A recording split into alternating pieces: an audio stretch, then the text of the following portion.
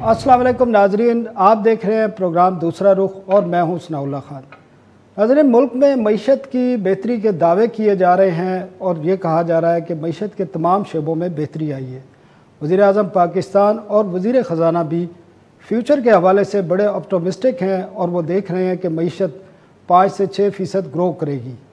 और साथ IMF की तरफ से और जो दीगर सर्कुलर डेट के हवाले से जो प्रेशर है उसको भी मुस्तरद करके बिजली की कीमतों में इजाफा ना करने का फ़ैसला किया गया और बल्कि इसका अनाउंस किया गया है। और पेट्रोल और डीज़ल की पर जो PDL था 30 रुपये पर लीटर, वो भी इस वक्त कम होकर तकरीबन 2 से 2.5 रुपये फ़ी लीटर आ गया और 2-2.5 माह के दौरान पेट्रोलियम मसनूआत की कीमतों में इजाफा नहीं किया गया। तो इससे हुकूमत का एक वाज़े तौर पर नज़र आ रहा है कि बजट में वो क्या करना चाहती है। और हमने देखना यह है कि आया हुकूमत के पास इतना कुशन है कि आवाम को कुछ रिलीफ फराम कर सके और ग्रोथ के हवाले से कोई नई चीज़ें सामने आ सके। इसी पर हम डिस्कस करेंगे। हमारे साथ मौजूद हैं सैयद अकबर जैदी साहब, इकानोमिस्ट हैं, पॉलिटिकल इकानोमिस्ट हैं। Thank you very much Zaidi साहब हमें टाइम देने का। इसके अलावा हारून शरीफ साहब हैं, इकानोमिस्ट हैं ये भी और PTI की टीम का हिस्सा भी रहे हैं। हारून साहब बहुत शुक्रिया आपका भी। और हमारे साथ स्टूडियो में मौजूद हैं मुबारक ज़ेब खान साहब, डॉन के सीनियर रिपोर्टर हैं, इकानमी पे काफ़ी लिखते हैं। तो हम सबसे पहले जाएंगे कराची में सैयद अकबर जैदी साहब के पास। जैदी साहब ये बताएं, जो हुकूमत दावे कर रही है कि मईशत में बेहतरी आई है और हुकूमत ने एक अपना जो 2-2.5 साल के दौरान जो इनकी डायरेक्शन थी और जो पॉलिसी थी कि स्टेबलाइजेशन की तरफ थे और एकदम शिफ्ट हुए हैं कि अब स्टेबलाइजेशन की बजाय वो ग्रोथ की तरफ जाएंगे और रिलीफ भी देंगे। तो आपको क्या नज़र आ रहा है कि जो हुकूमत की पॉलिसी है, इससे लगता है कि हुकूमत अपनी इस पॉलिसी को आगे बढ़ा सकेगी इस माहौल के दौरान जब इकानमी इस तरह खड़ी है कि 2-2.5 साल के दौरान शदीद प्रेशर में रही है, आवाम पर भी दबाव आया है, महंगाई भी हुई है, बाकी सेक्टर्स में भी काफ़ी बुरी हालत थी, अब थोड़ी बेहतरी आई है। तो क्या देख रहे हैं आगे? 2 साल जो PTI गवर्नमेंट के हुए हैं उसमें ग्रोथ रेट कम हुई। इस साल बढ़ने की एक बुनियादी वजह यह है कि पिछला साल जो अभी ये वाला साल जो कोविड का गुजरा, जो ख़त्म होने वाला है, इक़्तिसादी साल, इसमें IMF ने काफ़ी छूट दी हुई थी, काफ़ी गुंजाइश दी हुई थी। एक तो ये वजह है कि जो सख्तियाँ IMF के प्रोग्राम के तहत लगती हैं वो कोविड की वजह से उन्होंने अपना हाथ उठा लिया था। ये बहुत बड़ी गुंजाइश थी जिसकी वजह से हुकूमत कुछ अपने हाथ खोल सकती थी। दूसरा ये, जैसे मैंने कहा कि -2 या -0.5 इतनी कम होती है कि उससे बेहतर होना, और जैसे जैसे मईशत खुलती गई है ये बेहतरी आई है, ये वाज़ेह बात है। लेकिन कितनी आई है इस पे आप सारा दिन बहस करते रहें। 3.96 हरगिज़ नहीं हो सकती। मेरे ख्याल से ये 3% के करीब है, लेकिन वो भी इतनी अहम नहीं है। असल बात आ जाती है कि इसका इम्पैक्ट क्या हुआ, इसके असरात क्या हुए, कि डिस्ट्रीब्यूशन, इनइक्वालिटी, गुर्बत, ये सारी चीज़ें। असल बात वो है कि मेरे ख्याल से इस साल और पिछले साल गुर्बत में इजाफा हुआ है, इफ़रात ज़र बहुत ज़्यादा बढ़ी है और इसके बाद बेरोज़गारी में इजाफा हुआ है। तो आपकी शरह नमू चाहे बड़ी क्यों ना हो जाए, लेकिन उसके बुनियादी जो फ़ायदा है आवाम तक वो नहीं पहुँचा। तो कितने % जब ग्रोथ हो तो आवाम को फ़ायदा पहुंचता है, अनएम्प्लॉयमेंट कम होती है और पॉवर्टी कम होती है आपके ख्याल में? पहली बात है ये दोनों चीज़ें साथ साथ नहीं जाती। ये कभी कभी होता है कि मुशर्रफ के दौर में क्योंकि बहुत बाहर से पैसे आए थे 5-6, 6.5% ग्रोथ हो रही थी। वाज़ेह तौर पे हम देखते हैं गुर्बत कम हुई, बेरोज़गारी कम हुई, इक़्तिसादी सूरत हाल बहुत बेहतर हुई, लेकिन कुछ अरसे के लिए ये वाज़ेह रहे, कुछ अरसे के लिए रही। तो एक तो ये होता है कि एक साल में जाके ग्रोथ आगे भी अगर इस साल भी 4 हो जाती, 5 हो जाती, ये इसमें वक्त लगता है। 2-3 साल मुतवातिर अगर आपके 5.5-6% हो। और अहम चीज़ है ग्रोथ, अहम चीज़ नहीं होती। ग्रोथ पे हमें ज़रूर वो करना चाहिए, जोर देना चाहिए, लेकिन ये भी कहना चाहिए किस तरह की ग्रोथ है, कि किस किस का फ़ायदा हो रहा है। जो अब हम देखते हैं इस साल, अगर हम ये आदाद शुमार देखते हैं, आप देखें कॉर्पोरेट सेक्टर, बैंकिंग सेक्टर, वो बहुत मुनाफा कमाया, इसमें कोई शक नहीं, और कुछ कंपनीज वगैरह ने भी कमाया है। तो ग्रोथ तो होगी तकरीबन 4.5% के करीब, लेकिन वो आम लोगों तक नहीं पहुंची है। क्या होनी चाहिए, ये वक्त के साथ और कई सालों के ऊपर देखना पड़ता है। बिल्कुल ठीक है सर, हम हारून साहब की तरफ भी जाते हैं। हारून साहब, जो जैदी साहब ने कहा है, क्योंकि आप हुकूमत की टीम का हिस्सा भी रहे हैं, वो कहते हैं हुकूमत की पॉलिसी कोई नहीं है और ग्रोथ भी जो है वो मामूल का, जिस तरह पाकिस्तान में 2-3-4 साल का एक स्लम आता है उसके बाद ग्रोथ होती है इतनी। तो आप क्या समझते हैं, क्योंकि आप हुकूमत का हिस्सा रहे हैं, हाई ऑफिशियल्स हाई मीटिंग में बैठे रहे हैं, कैबिनेट की मीटिंग का हिस्सा रहे हैं, तो आप क्या समझते हैं कोई पॉलिसी है इनकी हुकूमत की या ये ग्रोथ वैसे ही हो गई है? जी हारून साहब। जी बहुत शुक्रिया। देखिए, कोई भी, पहली बात तो खुशाइंद है कि जहां इतना बड़ा फियर था कि कोविड के क्लोजर की वजह से इकॉनमी बैठी रहेगी, 2% के आसपास रहेगी, तो ये तो सब लोग एक्नॉलेज कर रहे हैं कि ये जो ट्रेंड है इस वक्त नजर आ रहा, ये हमारे लिए खुशाइंद है। हमारा चैलेंज हिस्टोरिकली भी ये रहा है और अभी भी ये है कि हम इसको, मोमेंटम को बढ़ा कैसे पाएंगे और सस्टेन कर पाएंगे या नहीं कर पाएंगे। देखिए, ये जो ग्रोथ हुई है इसके अंदर बहुत बड़ा एक एलिमेंट, एक स्टिमुलस पैकेज का भी है जो कि दिया गया कोविड की वजह से। इसी तरह कुछ मौसम का भी इसका इम्पैक्ट है, कुछ फसलें अच्छी हो गई। तो हमारा, अगर जो आपका सवाल चल रहा है कि इसका इम्पैक्ट क्या है, वो इम्पैक्ट आते आते अगर हम सस्टेन कर पाते हैं तो फिर हम 3 से 5 साल में उसको देख पाएंगे। अब आइए पॉलिसी के ऊपर। देखिए, हुकूमत की पॉलिसी इन टर्म्स ऑफ उनकी अगर इंटेंशन ली जाए तो उनकी पॉलिसी बारहा आ रही है। वो इकोनॉमिक डिप्लोमेसी की बात करते हैं, एक्सपोर्ट लेड ग्रोथ की बात करते हैं, इंडस्ट्रियल रिवाइवल की बात करते हैं, एग्रीकल्चर प्रोडक्टिविटी बढ़ाने की बात करते हैं। तो क्योंकि मैं 1 साल हिस्सा भी रहा हूं तो वहां पर वजीर आजम को और की लोगों को इसकी समझ भी है और वो ये करना चाहते हैं। अब वो इसको पॉलिसी में क्यों नहीं कन्वर्ट कर पा रहे हैं, उसकी 3-4 वजूहात हैं। एक तो ब्यूरोक्रेसी जो पॉलिसी बनाती है उनके अंदर उसकी कैपेबिलिटी नहीं है, वहां पर बिल्कुल जो है ओवर द ईयर्स कैपेसिटी बैठ गई हुई है। हमारे पास ना एविडेंस है, ना हमें पब्लिक पॉलिसी जो कि एक मॉडर्न तरीके से बनाई जाती है उसकी सलाहियत हमारे में कम हो गई है। अगर आप देखिए, एक्सपोर्ट पर भी हम इंसेंटिव्स दे रहे हैं। हारून साहब, सॉरी मैं आपकी बात काट रहा हूँ। हारून साहब ये बताएं, आपने कहा कि प्राइम मिनिस्टर भी समझते हैं और बाकी भी समझते हैं, तो ये पॉलिसी बनेगी किस तरह? 2-2.5 साल में 3 फाइनेंस मिनिस्टर चेंज होते हैं, 4-5 सेक्रेटरी फाइनेंस चेंज होते हैं। तो पॉलिसी जब आप कह रहे हैं कि प्राइम मिनिस्टर समझते हैं, तो फिर किस तरह समझते हैं? जब प्राइम मिनिस्टर या डिसीजन मेकर इस चीज़ को समझते हैं तो रोज़ फाइनेंस मिनिस्टर और इकॉनमी टीम चेंज क्यों होती हैं? जी, यही मैं आपको समझाने की कोशिश कर रहा हूँ कि एक इश्यूज की समझ तो ऊपर मुझे नजर आती है और मैं खुद भी इसको देखता रहा हूं, लेकिन उन इश्यूज को कन्वर्ट करके एक पब्लिक पॉलिसी के फ्रेमवर्क में लाने की सलाहियत ना हमारी सियासी लीडरशिप के पास है, ना हमारी जो टीम बनाई गई है उसको मुसलसल चेंज भी किया जाता रहा है। लेकिन खास तौर पे हमारी जो मिनिस्ट्रीज हैं इकोनॉमिक, जिसमें कॉमर्स है, इंडस्ट्री है, प्लानिंग कमीशन है, इवन आजकल फॉरेन ऑफिस काम कर रहा है, उन्होंने ये बहुत सालों से जी ये काम किया भी नहीं है और इसलिए हमारी पॉलिसी बन नहीं पाती। तीसरा चीज ये है कि हमारी पॉलिसी मेकिंग के ऊपर जो हमारे वेस्टेड इंटरेस्ट हैं उनका इन्फ्लुएंस अभी भी बहुत हाई है और वो नहीं चाहते कि कोई ट्रांसफॉर्मेशनल चेंज आए स्ट्रक्चर ऑफ इकोनॉमी में। अगर आप स्ट्रक्चर ऑफ इकोनॉमी को देखिए तो जो कंट्रीब्यूटिंग फैक्टर्स हैं हमारे ग्रोथ के, वो 30 बरस से वही रेशो चली आ रही है, अदर देन सर्विसेज, जिसकी कंट्रीब्यूशन बढ़ गई है। हमें जरूरत इस अमर की है इस वक्त कि हम अपनी 3 या 4 तरजीहात को बनाएं पॉलिसी के लिए और उन तरजीहात की पॉलिसी बनाइए। कोई भी मुल्क हर चीज की पॉलिसी नहीं दे सकता। अगर हमें इंडस्ट्रियल पॉलिसी देनी है तो हमें बताना पड़ेगा कि हमारे विनर्स क्या हैं जिसके मुताल्लिक हमारी पॉलिसी है। अगर हमने एक्सपोर्ट को लेड ग्रोथ करनी है, देखें जो हमारा अभी भी एक्सपोर्ट के टारगेट्स हैं, अगर आप स्टेट बैंक की रीसेंट एनालिसिस देखिए रिपोर्ट, उसमें हमारी इंपोर्ट अगले साल की $48 अरब है, एक्सपोर्ट की 24 की प्रोजेक्शन है। अब ये किसी भी सूरत हाल में हमारी जो मैक्रो स्टेबलाइजेशन की फॉल्ट लाइंस हैं उनको एड्रेस नहीं करती। वो तो हमारी रेमिटेंसेस के ऊपर क्योंकि हमने जोर लगाया और अच्छी हो गई हैं और FATF की कंडीशंस थी, हमारा करंट अकाउंट जो बैलेंस है वो पॉजिटिव में चला गया। लेकिन अगर इसको सस्टेन करना जो मैं बात कर रहा हूं तो उसके लिए हमारी एक्सपोर्ट की इनकम और फॉरेन डायरेक्ट इन्वेस्टमेंट की कंट्रीब्यूशन जब तक नहीं आएगी as a percentage of GDP बढ़ानी पड़ेगी। जी तब तक जी हारून साहब बिल्कुल ठीक कह रहे हैं आप।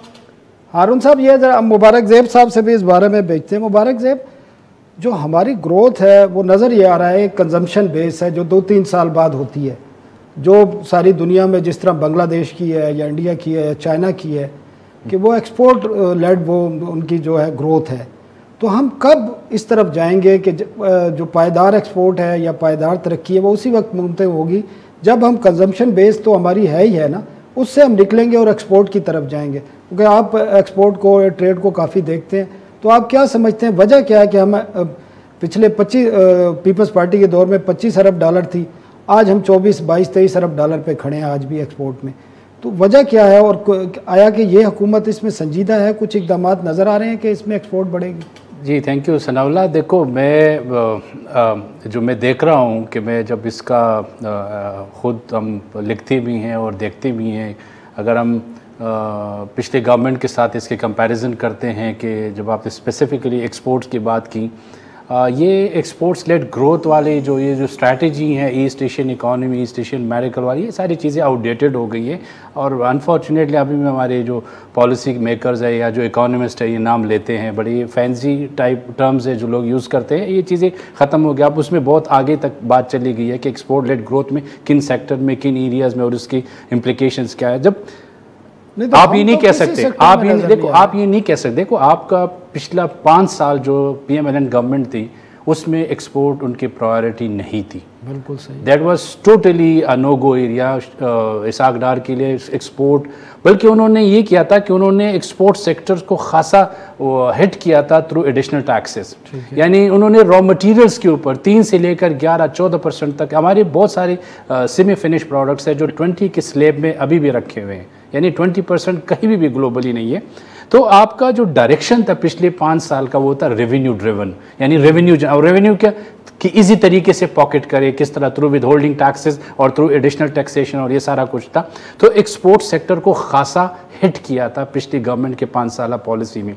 अब डिफरेंस को जब मैं देखता हूँ वो ये है कि ऐसा भी नहीं है, इसका बिल्कुल एक कॉन्शियस डिसीजन लिया है इस गवर्नमेंट ने, and they need due credit for it, कि उन्होंने जो टैरिफ का जो डिसीजन है वो FBR से निकाल के उन्होंने कॉमर्स मिनिस्ट्री के अंदर डाला और उसका इम्प्लीकेशन आया है, उसका फ़र्क पड़ा है। कैसे? वो ये है कि अभी तक तकरीबन कोई 2 बजट में जो टैरिफ रैशनलाइजेशन हुए, जो रॉ मटेरियल्स के ऊपर ड्यूटियाँ ख़त्म हो गई, 3%, 5%, 11% से लास्ट ईयर, और अभी मजीद भी कोई 3000 टैरिफ लाइन्स इस बजट में भी कंसीडर हो रहे हैं। और अब अक्रॉस द बोर्ड और भी बहुत सारे, उसका फ़र्क क्या पड़ा? उससे फ़र्क ये पड़ा कि वो जो रॉ मटेरियल्स थे जो लोकली इंडस्ट्रीज़ को चाहिए होते, उसके कॉस्ट कम हो गई है, यानी प्रोडक्शन कॉस्ट उन इंडस्ट्रीज़ की कम हो गई। और कोविड के टाइम पे जब आपके पास ऑर्डर्स आ गए, जब हम टेक्सटाइल इंडस्ट्री से बात करते हैं, उन लोगों से बात करते हैं, वो कहते हैं हमारे पास तो 5-6 महीनों के ऑर्डर्स प्लेसमेंट रखी हुई हैं और हम उनको पूरा करें, यानी फुल कैपेसिटी भी आपकी इंडस्ट्रीज चल रही हैं इस वक्त।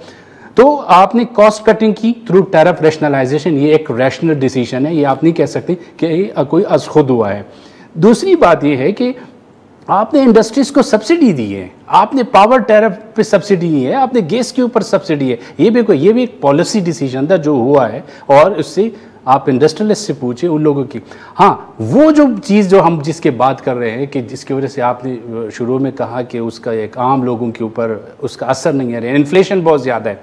तो इन्फ्लेशन में जो चीज़ें हैं जिसका असर अब अपने सेकंड सेगमेंट में बात करेंगे। नहीं, लेकिन कहने का मकसद ये है कि जब आपने बात किया कि लोगों की बात है, तो लोगों के इन्फ्लेशन के रीजंस कुछ और है।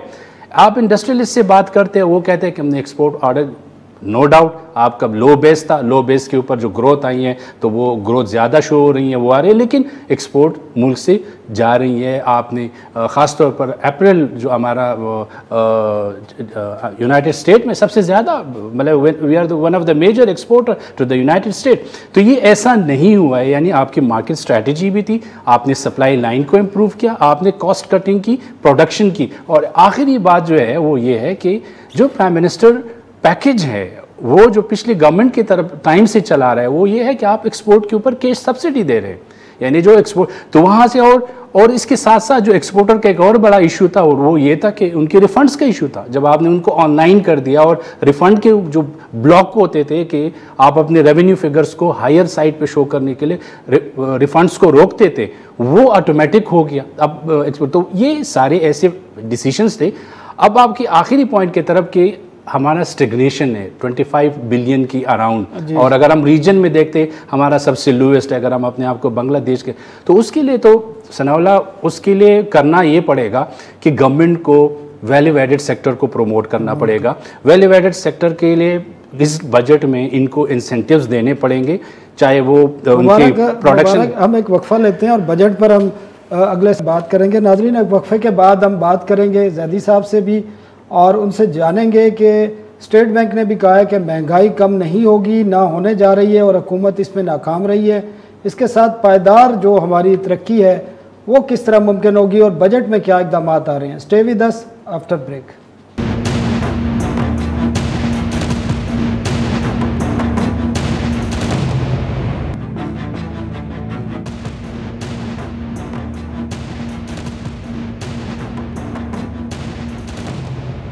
वेलकम बैक नाजरीन।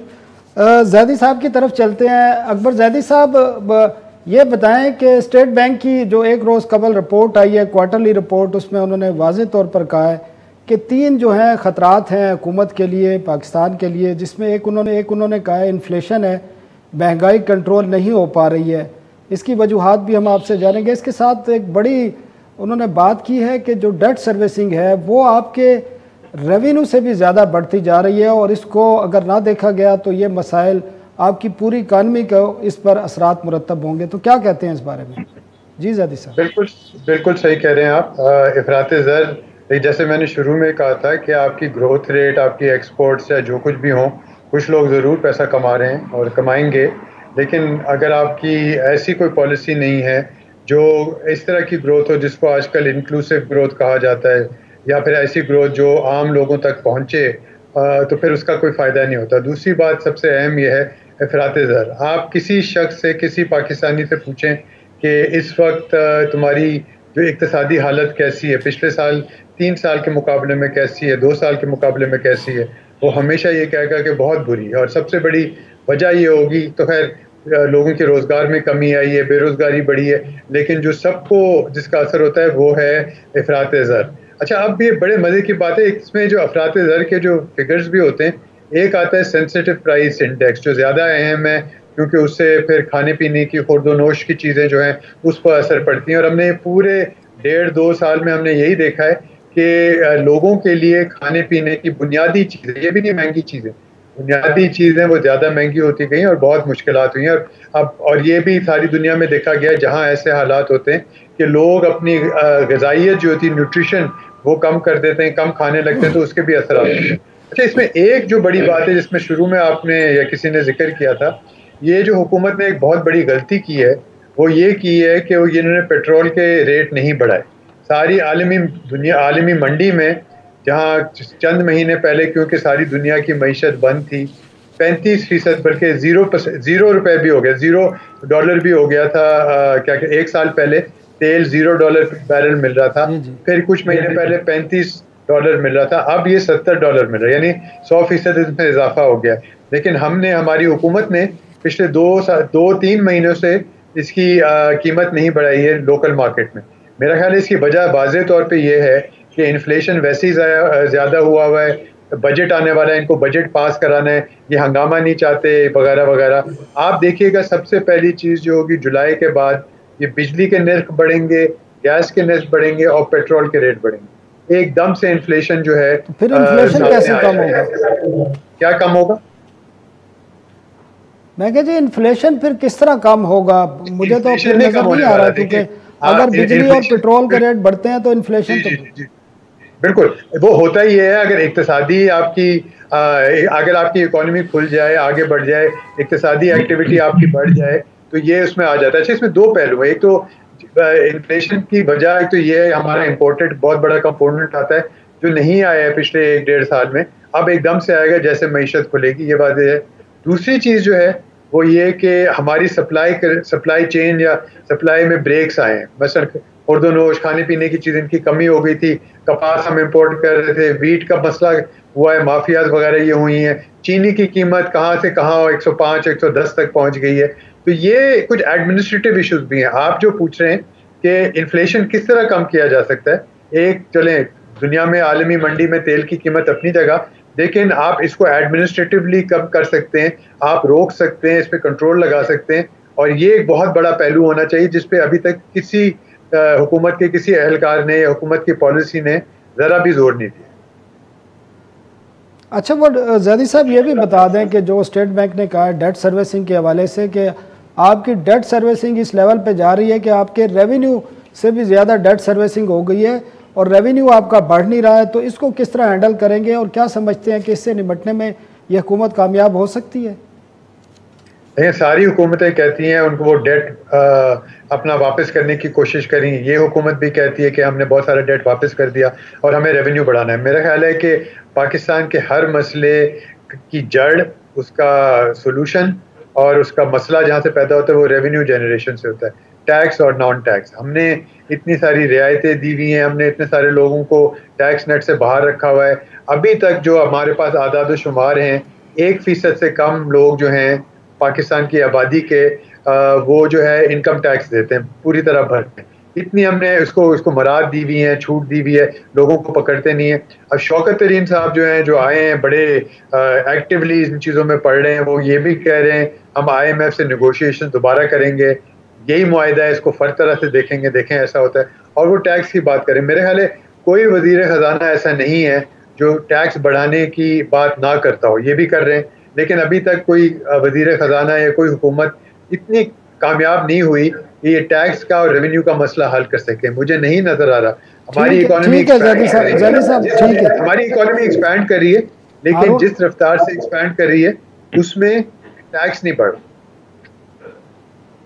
ठीक है ज़ैदी साहब। हारून शरीफ साहब बड़ी इंटरेस्टिंग बातें की हैं, खासकर जो इन्होंने टैक्स के हवाले से बात की है, IMF के हवाले से बात की है। आप ये बताएं, आप क्योंकि बोर्ड ऑफ इन्वेस्टमेंट के सरबराह भी रहे हैं और जो अभी प्रोविजनल फिगर आए हैं उसमें काफ़ी सेक्टर में तो बेहतरी है, लेकिन इन्वेस्टमेंट टू GDP काफ़ी गिर गई है। और साथ में ये भी बताइए कि जिस तरह इन्होंने कहा दोबारा नेगोशिएट करेंगे IMF प्रोग्राम से, और बिजली की कीमतों में इजाफे से भी इनकार कर रहे हैं, टैक्सों में इजाफे से भी इनकार कर रहे हैं, तो आप क्या समझते हैं इस सूरत हाल में IMF का प्रोग्राम कंटिन्यू रह सकता है या इसमें कोई जो है ब्रेक आएगा?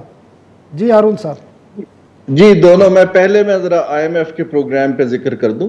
देखिए, IMF का प्रोग्राम ये कहता है कि हमारी टैक्स टू GDP रेशो 4 से 5% बढ़नी चाहिए ताकि हम एशिया की इमर्जिंग मार्केट्स के लेवल पर आए, और वो ठीक कहता है।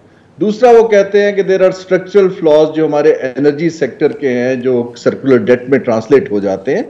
आप उसको गवर्नेंस से रिकवरी बेहतर करके, कंप्लायंस बेहतर करके और रेट को बेहतर करके ठीक कीजिए।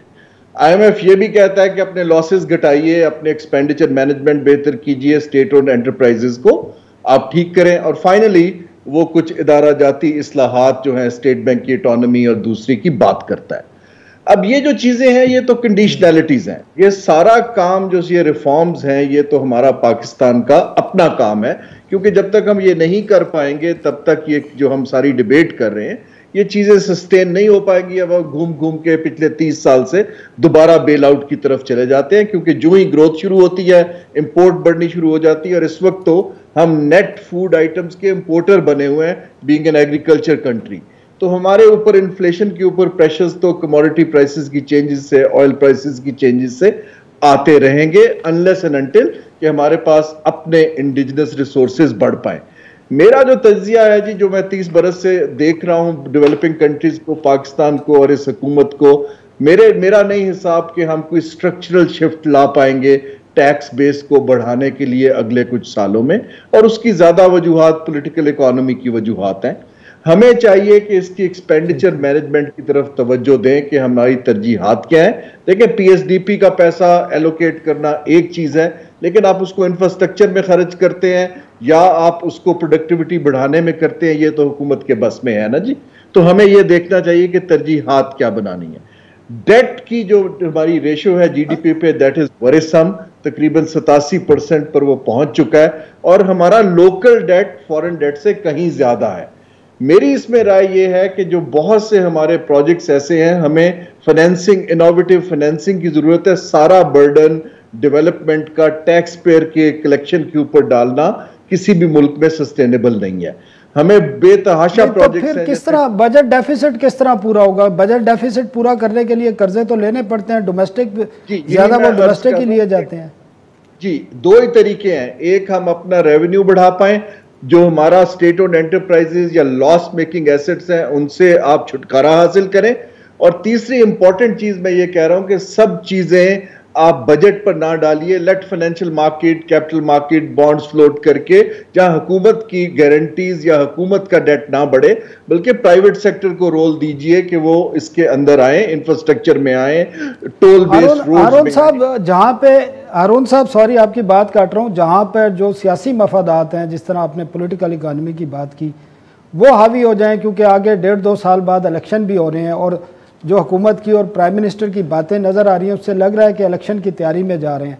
तो आप क्या समझते हैं, जो बातें आप कह रहे हैं स्टेट ओन इंटरप्राइजेज हैं जो खसारे में चल रही हैं, उनको उनसे जान छुड़ाएं, टैक्स बढ़ाएं, तो जहाँ पे पॉलिटिकल जो आपके मफादात हों वो हावी हो जाएं, तो उसमें नज़र आ रहा है कि ये हुकूमत कर पाएगी ये चीज़ें? देखिए, किसी भी हुकूमत के आखिरी 2 सालों में कोई ट्रांसफॉर्मेशनल मेजर स्ट्रक्चरल शिफ्ट मुश्किल होती है। इस हुकूमत के लिए मजीद मुश्किल इसलिए है कि यहां पर इतनी ज्यादा पॉलिटिकल इंटेंसिटी बढ़ चुकी है कि जहां पर हमारे कोई कन्वीनिंग स्पेस ही नहीं है कि हम तरजीहात के लिए एक टेबल पर बैठ सकें। मैंने बड़ी तफसील से महातीर मोहम्मद साहब से मुझे मौका मिला, मैंने उनसे ये डिस्कशन की। उन्होंने कहा कि आपको अपने वर्स्ट एनिमी को टेबल पे बिठाना पड़ेगा और फ्यूचर की तरफ देखना पड़ेगा, अदरवाइज आप कोई कंसेंसस बेस्ड रिफॉर्म नहीं ला पाएंगे।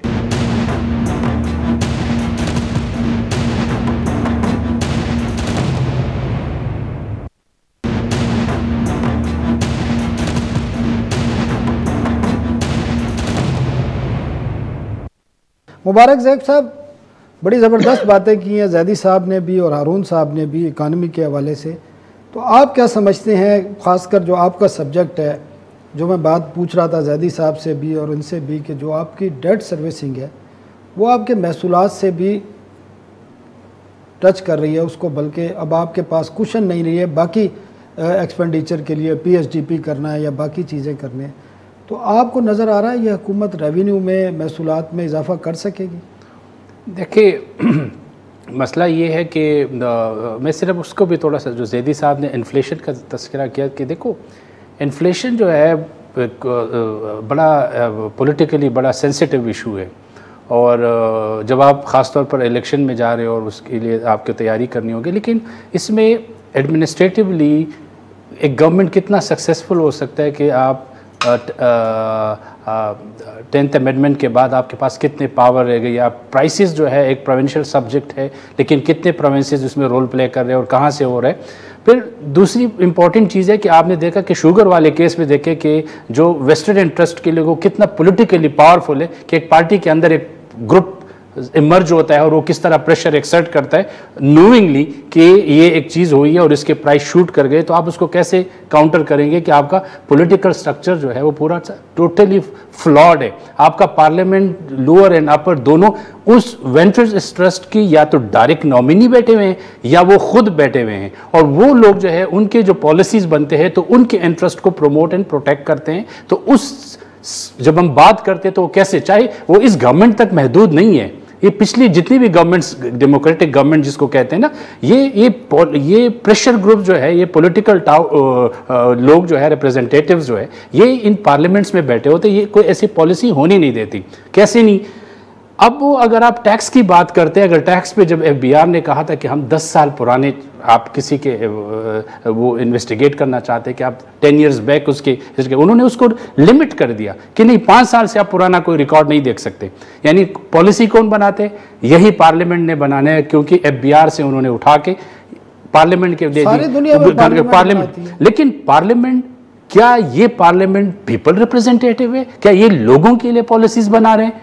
लोगों के लिए, क्योंकि वो ऐसी पॉलिसी, अब आपके शौकत तरीन साहब ने आके ये स्टेटमेंट दे दिया कि अब FBR किसी को नोटिस नहीं भेजेंगे। ये नोटिस भेजना एक अलग इशू है, लेकिन नोटिस के बिहाफ पे किसी को हैरेस करना is entirely different thing, that's a criminal offence. मुझे बताएं, वो कहते हैं कि ना हमने टैक्स रेट बढ़ाने हैं, ना हमने लोगों पे मजीद टैक्स बोझ डालना है, और वो कहते हैं इस साल अगर 4.6 ट्रिलियन होता है या 4.7 होता है तो नेक्स्ट ईयर 5.8 ट्रिलियन है, तो ये 1.2 या 3 ट्रिलियन कैसे आ जाएगा? ये बिल्कुल इसलिए देखो ये कैसे आएगा, ये बिल्कुल सिंपल मैथमेटिक्स है। इन्होंने FBR ने जितने भी अभी का टाइम गुजरा है और अगर हम पिछले 5 साल का भी टाइम देख ले, FBR के अंदर जो रिफॉर्म्स होने चाहिए माजरत के साथ वो IMF भी नहीं चाहते। हम IMF कहते हैं रिफॉर्म्स, ये भी एक बड़ा वो बन गया है कि IMF ये करना चाह रहे हैं और हम ये नहीं। IMF आपको रियल टाइम रिफॉर्म्स आपसे नहीं चाहते। IMF कहते हैं कि आप मनी एक्सटोर्ट करो, यानी आसानी से लोगों से पैसे लो और उनकी डेट सर्विसिंग करते रहो और इसी तरह ये सिस्टम चलता रहे। रिफॉर्म्स में आपको रेट्स नीचे लेकर आने होते और वो किसी भी सूरत में IMF इस बात की सपोर्ट नहीं करते। गवर्नमेंट के ऊपर प्रेशर आता है कि आप 17% जो GST रेट है, दिस इज द हाईएस्ट, इस रीजन में सबसे हाईएस्ट रेट है 17% GST। और आप इसका देखो नेट इफेक्ट देखो 4 to 5%, इसमें कितनी लीकेजेस हो रही हैं, सारा कुछ और, लेकिन IMF आपको रेट नीचे नहीं आने देंगे। कई मरतबा कई अटेम्प्ट हो चुके हैं कि इसको नीचे लेकर आते, इससे भी इन्फ्लेशन के ऊपर देखो आपको एक्टिविटीज़ बढ़ जाएगी, कॉस्ट रिड्यूस होगा, लेकिन नहीं होने दे रहे। लिहाजा आप ये ना कहे कि IMF जो है वो रिफॉर्म चाहते और हम नहीं चाहते। वो किस किस्म की रिफॉर्म चाहते, दैट्स एंटायरली डिफरेंट थिंग। तरीन साहब ने जो बात की कि अगर हम 5.8 की बात वो कर रहे हैं, वो 4.7 या 4.8 तक ये आराम से ये जो रेवेन्यू आई है अभी तक वो ये चला जाएगा।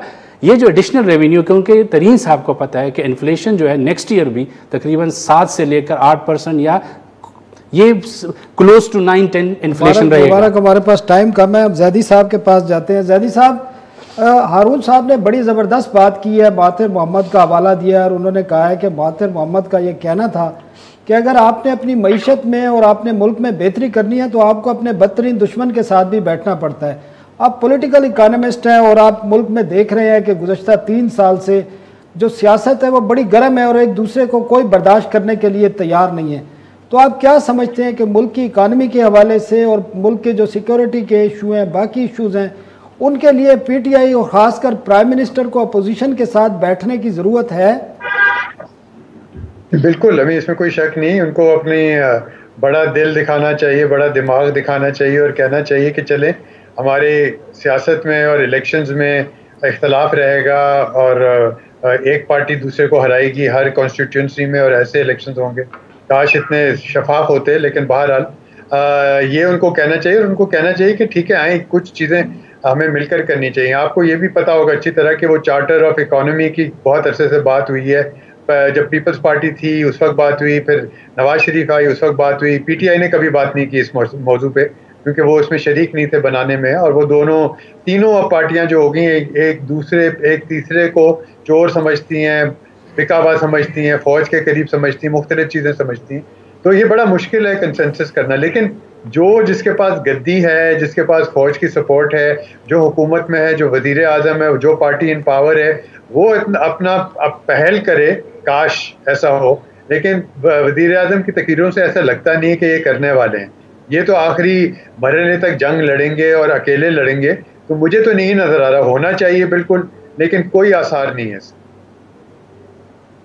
अच्छा ज़ैदी साहब, ये बताएं, जो बजट आ रहा है 11 जून को नेशनल असम्बली में पेश हो रहा है, तो आप क्या समझते हैं कि इस हुकूमत को किस किस्म की स्ट्रेटजी इख्तियार करनी चाहिए कि जिससे अवाम पर प्रेशर भी ना पड़े और मुल्क की जो इकानमी है जो अब ग्रो करना शुरू हुई है इसमें भी पायदार आए और ग्रोथ का जिस तरह वो टारगेट रख रहे हैं 5% का, वो भी अचीव करें और मुल्क में ओवरऑल भी बेहतरी आए, इन्फ्लेशन कम। और बाकी आप क्या समझते हैं, कोई 3 बेसिक पॉइंट आप बताएं, कोई इस किस्म की प्रपोजल है जिससे इन चीज़ों में बेहतरी आ सकती है?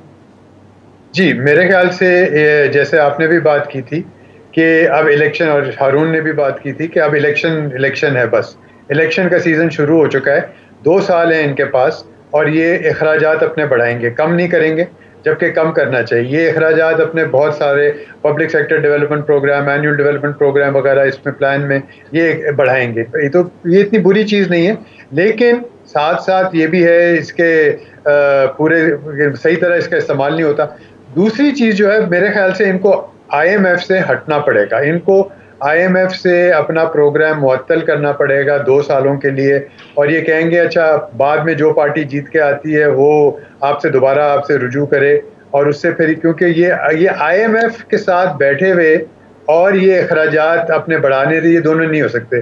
बजट डेफिसिट को सामने रखना पड़ेगा। और वो बहुत, अभी अगर हमारे इंटरेस्ट पेमेंट्स इतने बढ़ रहे हैं कि हमारे पास वसाइल नहीं है, तो और हम अखराजात क्या करेंगे? तो बड़ा मुश्किल वक्त है, और इलेक्शन है तो ये आगे बढ़ा। तीसरी चीज मैं अभी भी कहूँगा, जी ज़ैदी साहब, इस वक्फे के बाद आपसे बात करेंगे। एक छोटा सा ब्रेक नाजरीन लेते हैं, और ब्रेक बात करेंगे कि बड़ी बात की है ज़ैदी साहब ने कि हुकूमत को अब IMF से 2 साल की छुट्टी लेनी पड़ेगी और उसके बाद आना पड़ेगा, और नई हुकूमत पर ये चीज़ें छोड़नी पड़ेंगी। ब्रेक के बाद इस पर बात करते हैं।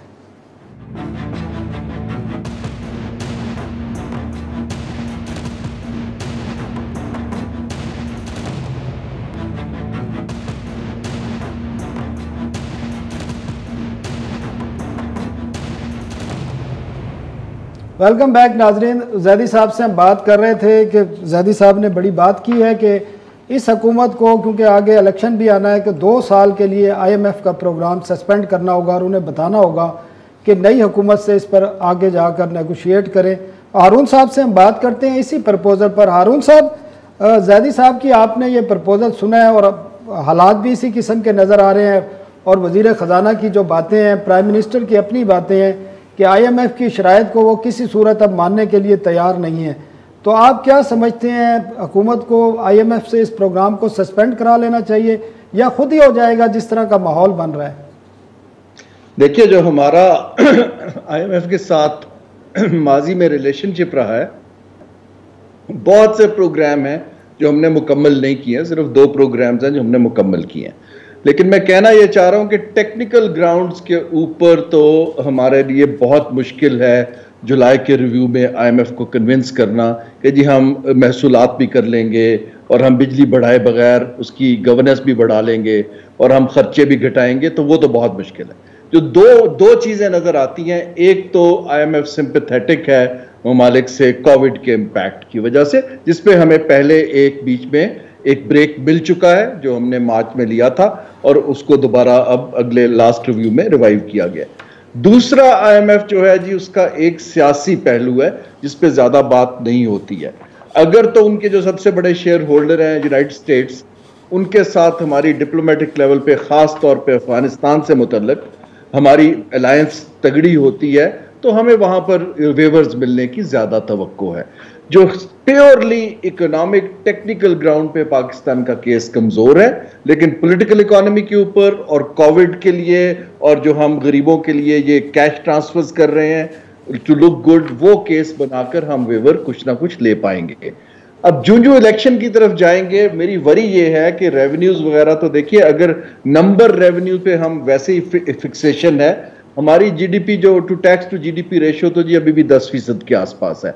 हमारी इन्वेस्टमेंट टू GDP रेशियो 15% है। सेविंग्स टू GDP रेशियो वो भी खित्ते में सबसे कम है।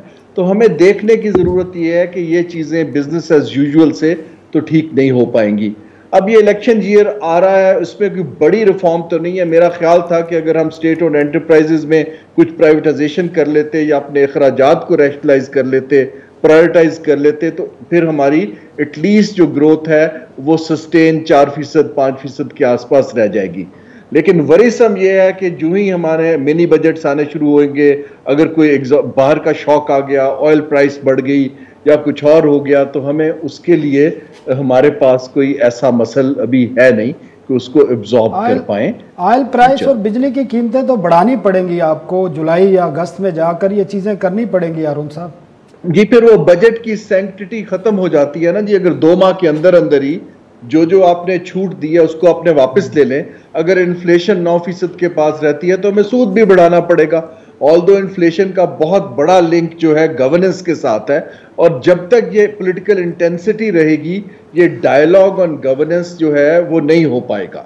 देखिए जब तक ये आप हारून साहब मुबारक साहब से मैंने एक सवाल पूछा था कि नेक्स्ट ईयर का जो FBR का टैक्स कलेक्शन का टारगेट रखने जा रहे हैं 5.8 ट्रिलियन से ज़्यादा का है, और इस साल 4.6 या 4.7 ट्रिलियन होंगे, तो नेक्स्ट ईयर 1.1 ट्रिलियन से ज़्यादा का जो टैक्स टारगेट बढ़ाया जा रहा है। आप क्या समझते हैं, विदाउट एनी टैक्स में इंक्रीज या कोई नए टैक्सेशन बगैर के बगैर ये मुमकिन हो सकेगा, जो पाकिस्तान का एक रिवायत चलती रही है? जी, अगर तो मईशत वाकई 5 से 5.5% पे चली जाती है तो टैक्सेस कुछ तो बढ़ने चाहिए, लेकिन जो मैंने एनालिसिस पढ़े हैं वो तकरीबन 5500 अरब के आसपास का फिगर दे रहे हैं। इसलिए मैं बार बार कह रहा हूं कि नॉन टैक्स रेवेन्यू की तरफ जाना चाहिए, कुछ एसेट बेचने चाहिए, कुछ एक्सपेंडिचर घटाना चाहिए और प्राइवेट सेक्टर की पार्टिसिपेशन जो हमारे डेवलपमेंट के अखराजात हैं उस पर बढ़ानी चाहिए, फिर हम इसको बैलेंस कर पाएंगे। अगर खाली हम इसी टारगेट के बेस पे बजट को बेस करेंगे तो हम ये कर नहीं पाएंगे। लेकिन अगर डेवलपमेंट प्रोग्राम को भी देखिए, पीएसडीपी, हम उसको, हमारी गवर्नेंस और इम्प्लीमेंटेशन कैपेसिटी इतनी गिर चुकी है कि हम तो उसको इम्प्लीमेंट ही नहीं कर पाते जी, खर्च ही नहीं हो पाता वो। तो मेरी वरी ज्यादा ये है कि आई थिंक डिबेट तरजीहात की तरफ जाने की जरूरत है, डिबेट इसकी जो इम्प्लीमेंटेशन कैपेसिटी प्रोफेशनल्स को लाने की तरफ जरूरत है और हमारे सोर्सेज ऑफ रेवेन्यू को डाइवर्सिफाई करने की जरूरत है। खाली टैक्सेशन के अंदर मैं ड्रास्टिक चेंज नहीं देख पा रहा इस सियासी हालात के अंदर। वो वैसे भी एफपीआर का जो 58% रेवेन्यू है वो प्रोविंसेस को चला जाता है और वफाक के पास तो इतना ज्यादा कुशन बाकी भी नहीं रहता जी, और डिफेंस भी है, आपका पीएसडीपी भी है वो ज्यादा। जी जी बिल्कुल ठीक है। अरुण साहब, अब मुबारक ज़ेब साहब से। मुबारक ज़ेब, ये जो कुछ बातें की जा रही हैं टैक्सेशन के हवाले से कि सेल्फ असेसमेंट स्कीम लाई जाएगी जो हम ख़त्म कर चुके हैं, तो आप क्या समझते हैं इससे कोई बेनिफिट होगा? और जो वो बता रहे हैं कि जो एफपीआर की हैरेसमेंट है उसको हमने ख़त्म करना, वो कैसे ख़त्म होगी? आप समझते हैं इतनी बड़ी? पहले तो ये है कि सनाउल्लाह, जैसे मैंने पहले कहा कि हैरेसमेंट को आपने डिफ़ाइन करना है। हैरेसमेंट है क्या चीज़? मसला ये है कि अगर आप सेट को नोटिस नहीं भेज पा रहे हैं, अगर आपने एक इंटेलिजेंस डिपार्टमेंट बनाया है और इस इंटेलिजेंस डिपार्टमेंट आपके इन्वेस्टिगेशन के, उन्होंने इतने सारे केसेस बने हुए हैं, मनी लॉन्ड्रिंग के केसेस बने हुए, लोगों की बेनामी के केसेस बने हुए हैं, आपने जो इनकम टैक्स साइड पर इंटेलिजेंस डिपार्टमेंट ने thousands of cases established, proof के साथ इस्टेब्लिश केसेस आपके टैक्स ऑफिसेज में पड़े हुए हैं, क्योंकि उसमें बड़े लोग इन्वॉल्व है, आप उसको फॉलो नहीं कर पा रहे, आप उससे रिकवरी नहीं कर पा रहे, तो उसका फ़ायदा क्या है?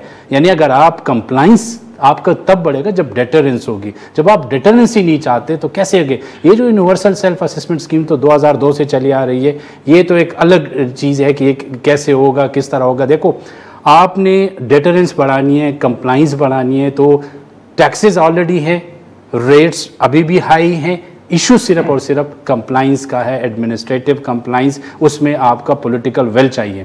जो इमरान खान साहब बार बार कहते रहते थे कंटेनर पे खड़े होकर कि मैं ये करूँगा, चोर है एफबीआर में, मुझे बताया पिछले 2.5 सालों में कौन सा एफबीआर का ऑफिशियल जो है उसके खिलाफ कोई एक्शन लिया गया? जो उस वक्त वो कहता था फिलहाल, और बहुत सारे लोगों के नाम भी आ गए, बल्कि एक जलसे में उसने किसी कलेक्टर का नाम भी लिया था कि वो मंथली कितने, लेकिन उसके खिलाफ भी कोई एक्शन नहीं हुआ, कोई, वो अभी भी बैठे, आपको भी पता है। कहने का मकसद ये है कि रिटॉरिक और एक्शन में फ़र्क मुझे नज़र नहीं आ रहा। कुछ जगहों पे इन्होंने कुछ, जैसे कि ये जो टैरिफ रैशनलाइजेशन की हमने बात की, उसकी बिल्कुल इम्प्लिकेशंस आई हैं इंडस्ट्रीज़ के ऊपर, लेकिन एफबीआर तब होगा ये टैक्सेस लगाने। आपने कौन सी एरिया रह गए हैं? सब जगहों पे तो टैक्सेस ऑलरेडी लगे हुए हैं, कोई एरिया है ही नहीं बचा जहां पे कोई नई टैक्स लग जाएगा। रेट्स हाई हैं, विदहोल्डिंग टैक्सेस लगे हुए हैं, डबल ट्रिपल। अब आप मुझे बताएं, मोबाइल फोन, यानी जिन बजट में कुछ बेहतरी नजर आ रही है, इन चीजों में कुछ तब्दीली आएंगी? बजट में ये लोग जो दो तीन चीजें जो मुझे नजर आ रहे हैं कि जिस तरफ ये लोग जाते हैं कि is going to be the election budget, जिस तरह जैदी साहब ने कहा कि बिल्कुल आई एग्री विद हिम, ये लोग IMF के साथ प्रोग्राम, और because of the political cloud जो वाशिंगटन के साथ होगा ये फ्रीज हो जाएगा। आखिरी पॉइंट जो सिर्फ मैं बताना चाह रहा था वो ये है कि लोग ग्रोथ के तरफ जाएंगे, मैसिव इंसेंटिव्स देंगे, ये इंसेंटिव्स देंगे टू द इंडस्ट्रियलिस्ट। अब वो इंसेंटिव्स ट्रांसलेट होते हैं कॉमन लोगों के लिए, आम लोगों के लिए, तो वक्त ही बताएगा। हमारा टाइम खत्म हो गया। मुबारक ज़ेब साहब, अकबर ज़ैदी साहब, हारून साहब, मुबारक ज़ेब साहब, बहुत बहुत शुक्रिया। हमारे आज के प्रोग्राम का वक्त खत्म होता है, कल तक के लिए इजाज़त दीजिए। अल्लाह हाफ़िज़।